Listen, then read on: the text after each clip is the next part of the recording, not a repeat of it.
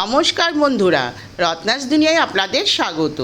বন্ধুরা, বেঁচে যাওয়া তরমুজ দিয়ে এভাবে তরমুজের আইস কিউব বানিয়ে আপনারা অসময়ে তরমুজের জুস বা তরমুজের মজিতো বানিয়ে খেতে পারেন। কিভাবে বানাবেন আসুন আমরা রেসিপিটা দেখে নিই। অনেক সময় আমরা বাড়িতে তরমুজ আনলে গোটা তরমুজটা খেয়ে শেষ করতে পারি না, তরমুজ কিছুটা বেঁচে যায়। সেই বেঁচে যাওয়া তরমুজ দিয়ে আপনারা এইভাবে আইস কিউব বানিয়ে পরে তরমুজের শরবত বা মজিতো করে খেতে পারেন। আসুন আমরা রেসিপিটা দেখে নিই। বেঁচে যাওয়া তরমুজটাকে প্রথমে এইভাবে ছোট ছোট টুকরো করে কেটে নেবেন। এবার কেটে নেওয়ার পরে সেগুলো একটা প্লেটের মধ্যে নিয়ে নেবেন। এরপর এই টুকরো থেকে দেখবেন কালো কালো যে দানাগুলো আছে সেগুলো চামচ বা কাঁটা চামচের সাহায্যে বার করে ফেলে দেবেন।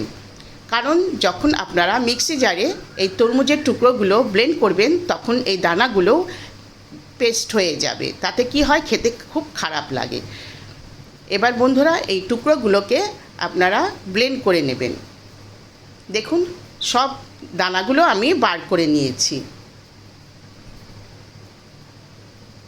এবার একটা মিক্সি জার নেবেন, এর মধ্যে তরমুজের টুকরোগুলো দিয়ে দেবেন।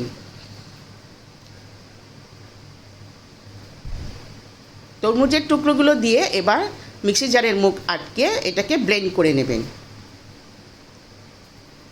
দেখুন বন্ধুরা, আমি তরমুজের টুকরোগুলো ব্লেন্ড করে নিয়েছি। এবার একটা আইস ট্রের মধ্যে এই তরমুজের জুসটাকে ঢেলে দেবেন। প্রত্যেকটা খোপে ছোট ছোট খোপগুলোর মধ্যে আস্তে আস্তে করে ঢেলে দেবেন। বাড়িতে সবারই ফ্রিজে এরকম আইস ট্রে থাকে, যদি থাকে তাহলে তার মধ্যে এইভাবে তরমুজের জুসটাকে ঢেলে দেবেন। দিয়ে এবার ফ্রিজের মধ্যে ডিপ ফ্রিজে 5 থেকে 6 ঘন্টার মতো রেখে দেবেন। 5 থেকে 6 ঘন্টা পরে দেখবেন এরকম তরমুজের জুসটা জমে গেছে। এবার এই আইসক্রিম দিয়ে আপনারা শরবত বা মজিতো বানিয়ে খেতে পারেন। আমি এখানে তরমুজের আইসক্রিম দিয়ে মজিতো বানিয়ে দেখাচ্ছি। প্রথমে একটা গ্লাস নেবেন, তার মধ্যে কয়েকটা লেবুর টুকরো দেবেন, কয়েকটা পুদিনা পাতা দেবেন। এবার এর মধ্যে হাফ চা চামচের মতো বিট লবণ দেবেন, 1 চা চামচের মতো চিনি দেবেন। যে যেরকম মিষ্টি খান সেই বুঝে চিনি দেবেন। এবার সবগুলো একটু থেতো করে নেবেন। থেতো করে নেওয়ার পরে এবার যেই তরমুজের আইস কিউব বানিয়েছিলেন তার থেকে 5-6টা এর মধ্যে দিয়ে দেবেন। এবার এর মধ্যে সোডা ওয়াটার বা কোল্ড ড্রিঙ্কস দিয়ে দেবেন। পুরো গ্লাস ভরে দেবেন না, হাফ গ্লাস মতো দেবেন। কারণ তরমুজের আইস কিউব যে দেওয়া হয়েছে সেটা আস্তে আস্তে এই কোল্ড ড্রিঙ্কসের সঙ্গে মিশে যাবে।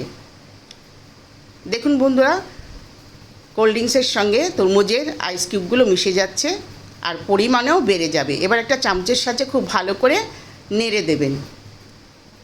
এরপরে বন্ধুরা খুব সুন্দর করে গার্নিশ করে দেবেন। একটা তরমুজের স্লাইস, একটা লেবুর স্লাইস দিয়ে সুন্দর করে গার্নিশ করে একটা স্ট্র দিয়ে পরিবেশন করে দেবেন। দেখেছেন তো কত সুন্দর তরমুজের আইস কিউব দিয়ে মজিতো বা শরবত বানিয়ে খাওয়া যায়। এভাবে আপনারা বানিয়ে খাবেন।